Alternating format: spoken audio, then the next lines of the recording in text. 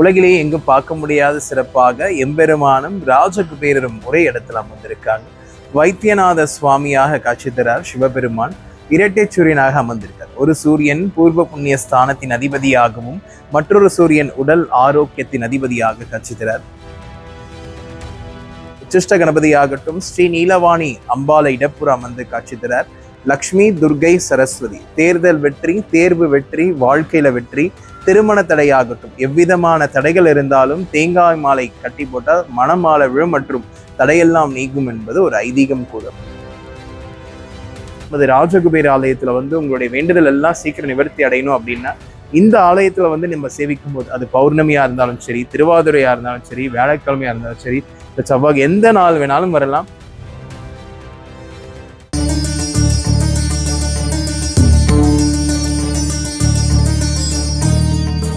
ஓம் ஸ்ரீ ராஜகுபேர சித்தர்பீடம் நமது ஆலயத்துடைய மிக சிறப்புகள் என்று சொல்லப்படும். நமது ஆலயத்தில் சிவபெருமானும் ராஜகுபேரும் இணைந்த ஸ்தலம்.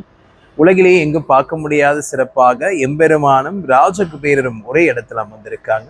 வைத்தியநாத சுவாமியாக காட்சி தரார் சிவபெருமான். இரட்டை சூரியனாக அமர்ந்திருக்கார். ஒரு சூரியன் பூர்வ புண்ணிய ஸ்தானத்தின் அதிபதியாகவும் மற்றொரு சூரியன் உடல் ஆரோக்கியத்தின் அதிபதியாக காட்சி தரார். அவருடைய நண்பன் தான் ராஜகுபேரர். அவைய முத்திரையுடன் அக்ஷய பாத்திரை ஏந்திக்க 6 அடி அம்ச நாயகனாக திருப்பதியை நோக்கி அமர்ந்திருக்கார். பெருமாளுக்கே கடன் கொடுத்தவர் யார் அப்படின்னு பார்த்தீங்கன்னா நம்மளுடைய ராஜகுபேரர். ஸோ இந்த உலகம் முடியும் வரை, அதாவது கலியுகம் முடியும் வரை வட்டி கற்று என்ற வாக்கால் கொடுக்கப்பட்டதுதான் பெருமாளுக்கு கடனாக நிதி கொடுத்திருக்கார். நம்ம ஆலயத்தில் உரிய மிக சிறப்பு அப்படின்னு பார்த்தீங்கன்னா வியாழக்கிழமை ரொம்ப விசேஷமான நாட்கள் மற்றும் செவ்வாய்க்கிழமை பார்க்கறது மிக சிறப்பு. நம்மளுடைய ஆலயத்துல ஒவ்வொரு சுவாமிகளும் ஒவ்வொரு சிறப்புகள் அம்சத்துல அமர்ந்திருக்காங்க. உச்சிஷ்ட கணபதி ஆகட்டும் ஸ்ரீ நீலவாணி அம்பாலை இடப்புற அமர்ந்து காட்சி தரார். லக்ஷ்மி, துர்கை, சரஸ்வதி. தேர்தல் வெற்றி, தேர்வு வெற்றி, வாழ்க்கையில வெற்றி, திருமண தடையாகட்டும் எவ்விதமான தடைகள் இருந்தாலும் தேங்காய் மாலை கட்டி போட்டால் மணமாலை விழும் மற்றும் தடையெல்லாம் நீங்கும் என்பது ஒரு ஐதீகம் கூட. அடுத்த தெய்வமாக நமது ஆலயத்துல செல்வ முருகர். முருகர்னாலே எல்லாரும் பார்த்திருப்போம், வெயிலோட கொடியோட இருப்பாங்க. நம்ம முருகர் பார்த்தீங்கன்னா பணப்பை ஏந்திருக்கார். ஸோ தீராத கடன்கள் இருக்கு அப்படின்னா, கடன்கள் தீரணும் அப்படின்னா செவ்வாய்க்கிழமையில முருகரை சேவிக்கிறது, அதுவும் செவ்வாய் ஓரையில மதியம் 1-2 சிறப்பு பூஜைகளானது அவருக்கு நடக்கும். அந்த நேரத்தில் அவரை பார்க்கும்போது நமக்கு கடன்கள் பிரச்சனை இருக்கு அப்படின்னா அந்த கடனெல்லாம் நிவர்த்தி அடைவதற்காக பணப்பை ஏந்திய முருகப்பெருமானை சேவிக்கிறது மிக சிறப்பு. அடுத்ததாக நமது ஆலயத்தில் முப்பெரும் தேவர் தேவிகள் பிரம்மா, விஷ்ணு, சரஸ்வதி, சிவன், பார்வதி, மகாலட்சுமி மும்மூர்த்திகள் இணைந்த ஸ்தலமாக திரியம்பிகைநாதர் மங்களப்பீடமானது நமது ஆலயத்தில் அமர்ந்திருக்கு. குபேரரும் அவங்க மனைவியும் 6 பேர்கிட்ட இருந்து வரம் பெறாங்க. ஸோ திருமணம் பண்றது நம்ம ஆலயத்துல மிக சிறப்பு. 60வது கல்யாணம் ஆகட்டும், ஸோ விசேஷங்கள், காது குத்திர விழாவாகட்டும், திருமணம் ஆகட்டும், திருமணம் செய்வது நமது ஆலயத்துல மிக சிறப்புகள் கூட. ஏன்னா 6 பேரோட ஆசீர்வாதம் ஒரே இடத்துல பெறுவதற்கான அமைப்பு தான் திரியம்பிகைநாதர் மங்களப்பீடம். அடுத்ததாக இந்த கோயில காவல் தெய்வமாக அமர்ந்திருக்கும் நம்மளுடைய அகஸ்தியர், 18 சித்தர்களுடைய தலைவர், சப்த ரிஷிகளில் ஒருவரான அகத்தியருக்கு பூஜை பண்ண பிறகுதான் இந்த கோவில் நடையானதை திறப்பாங்க. ஸோ சித்தர்களுக்கெல்லாம் சித்தராக அமர்ந்திருக்கார். ஆரோக்கியத்திற்கும் நம்மளுடைய மனதை ஒருநிலைப்படுத்தி தீய சக்திகள் நம்ம கிட்ட அண்டாம இருக்கிறதுக்கான அமைப்பு நமது அகஸ்தியருடைய அருளானது நமக்கு கிடைக்கும். ஸோ அடுத்தது நம்ம ஆலயத்தில் பார்த்தீங்கன்னா பௌர்ணமி வழிபாடும் திருவாதிரை வழிபாடும் நமது ஆலயத்துல சிறப்பு. ஸோ பௌர்ணமினாலே நம்ம குபேரரும் சிவபெருமான 2 பேர் இருக்கிறதுனால பௌர்ணமி நாயகன் என்று அழைக்கப்படும் குபேரருக்கு அன்றைய தினம் மாலை 6 மணி அளவுல சிறப்பு தீபாராதனை எப்படி நம்ம ஆரத்தி பண்ணுவோமோ அது போல மங்கள வாதியத்துடன் சிவவாதியங்கள் முழங்க பௌர்ணமி 9 பௌர்ணமி வந்தா இந்த இடத்துல நம்ம என்ன சங்கல்பம் வைக்கிறோமோ அது சீக்கிரம் கிடைக்கும்ன்றது ஒரு ஐதீகமா சொல்லிட்டு இருக்காங்க. ஸோ பௌர்ணமி வழிபாடு நினைத்த காரியங்களை நடத்தி தரும். 9 பௌர்ணமி வழிபாடு ராஜகுபேரருக்கு மிக சிறப்பு.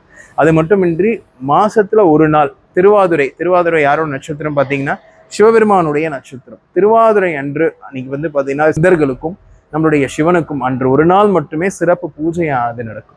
திருவாதிரை அன்று வர்றதுனால நமக்கான ஆரோக்கியம் கிட்டும் என்பது ஒரு ஐதீகம். வாழ்க்கையில கடன் பிரச்சனை தீர்ந்து வியாபாரத்தில் வெற்றி அடைந்து ஆரோக்கியம் பெருக நமது ராஜகுபேர ஆலயத்துல உங்களுடைய வேண்டுதல் எல்லாம் சீக்கிரம் நிவர்த்தி அடையணும் அப்படின்னா இந்த ஆலயத்துல நம்ம சேவிக்கும் போது அது பௌர்ணமியா இருந்தாலும் சரி, திருவாதிரையா இருந்தாலும் சரி, வியாழக்கிழமையா இருந்தாலும் சரி, இந்த செவ்வாய் எந்த நாள் வேணாலும் வரலாம். மிக முக்கியமான நாட்கள் இந்த குறிப்பிட்டப்பட்டுள்ளது. ஸோ நீங்க எப்போ வேணாலும் குபேரர் பார்க்கறதுக்கான அமைப்பு காலையில் 6 மணிக்கு நட திறந்தாங்கன்னா ஈவினிங், அதாவது நைட்டு 9 மணி வரைக்கும் நட திறந்தே தான் இருக்கும். ஸோ சாத்த மாட்டாங்க. எப்போ வேணாலும் வந்து நம்ம குபேரரை சேவிக்கலாம். ரொம்ப சக்தி வாய்ந்த ஆலயம், சித்தர்கள் வாழ்ந்து கொண்டிருக்கும் இடம், சித்த வாக்கால் கட்டப்பட்ட கோவில். அது மட்டுமின்றி 9 படிகள் ஏந்திய ராஜகுபேரர் காட்சி தர, நவ கிரகங்களும் உள்ளடக்கிய நவநிதி படி நமது ஆலயத்தில் மிக சிறப்பு.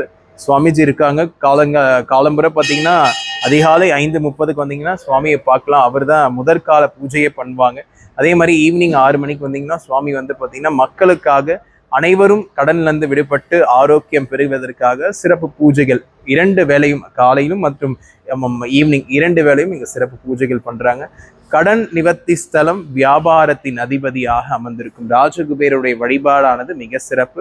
அனைவரும் இந்த மந்திரத்தை உச்சரிக்கும் போது சிவசகா, சிவனா ஈசன், சகானா குபேரர், சிவசகா என்ற மந்திரத்தை உச்சரித்து உங்களுடைய பிரார்த்தனைகள் அனைத்து நிவர்த்தி அடையணும்னு சொல்லி நமது சார்பாகவும் ஓம் ஸ்ரீ ராஜகுபேர சித்தர்பீடம் சார்பாக நாங்கள் உங்களுக்காக பிரார்த்தனை செய்து கொள்கிறோம். நமது ஆலயம் வந்து பார்த்தீங்கன்னா காஞ்சிபுரம் வெள்ளைகேட், சென்னை பெங்களூர் தேசிய நெடுஞ்சாலையில் அருகாமையில தான் இருக்குது.